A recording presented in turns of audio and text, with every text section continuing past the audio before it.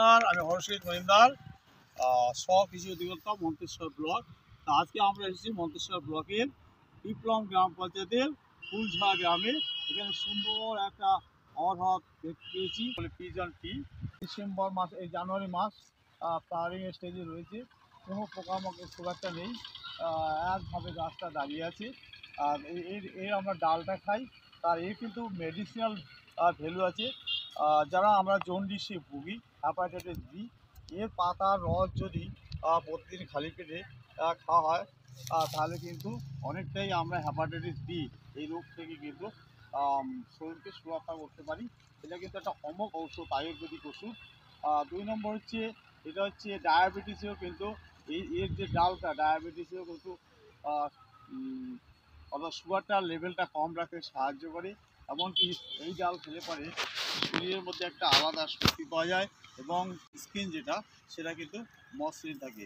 Plus হচ্ছে এর যে একটা পাল্প থাকে, সেটা কিন্তু আমাদের খাদ্য হজমে সাহায্য করে।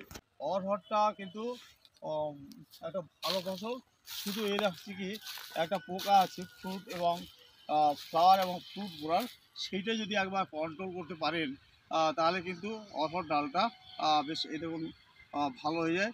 এবং এই দেখুন যে এটার শুকিয়েছে, সিল্কি হয়েছে, এবং এইগুলো হচ্ছে কি এর মধ্যে দানাগুলো ডেভেলপমেন্ট হবে। ফ্লাওয়ার এবং পট বোরার একটা পোকা দেখা যায়, কিন্তু এর ক্ষেত্রে কিন্তু ফ্লাওয়ার এবং পট বোরারটা নেই। আপনারা দেখুন এই যে পটগুলো কত সুন্দর ধরেছে। এগুলো হয় কি, এই ফুলগুলোকে ফুটো করে এখান থেকে ওর যে এমব্রায় অংশ খেয়ে নেয় এবং ফলের মধ্যে যে কচি থাকে, দানা থাকে, সেগুলো খেয়ে নেয়। তা এখন এইটা যদি কোনো কারণে এসে যায়, তার জন্য কৃষক বন্ধুকে বলবো, অ্যাসিফেট 75% WP অ্যাসাটাপ এবং অন্যান্য নামে পাওয়া যায়। সেটা করবেন কি, প্রতি লিটার জলে 1 গ্রাম গুলে আঠা সহ 7 দিন অন্তর 2 বার স্প্রে করবেন। তো গাছটা যেহেতু একটু বড়, ল্যাপশাক স্প্রেয়ারে অত ভালো স্প্রে হবে না, এটা কিন্তু ফুট স্প্রেয়ারের সাহায্যে ভালো স্প্রে হবে। যাদের এরকম একটা উঁচু জমি আছে যেখানে জল দাঁড়াবে না, এরকম জমিতে আপনারা কিন্তু অরহর ডালটা চাষ করেন।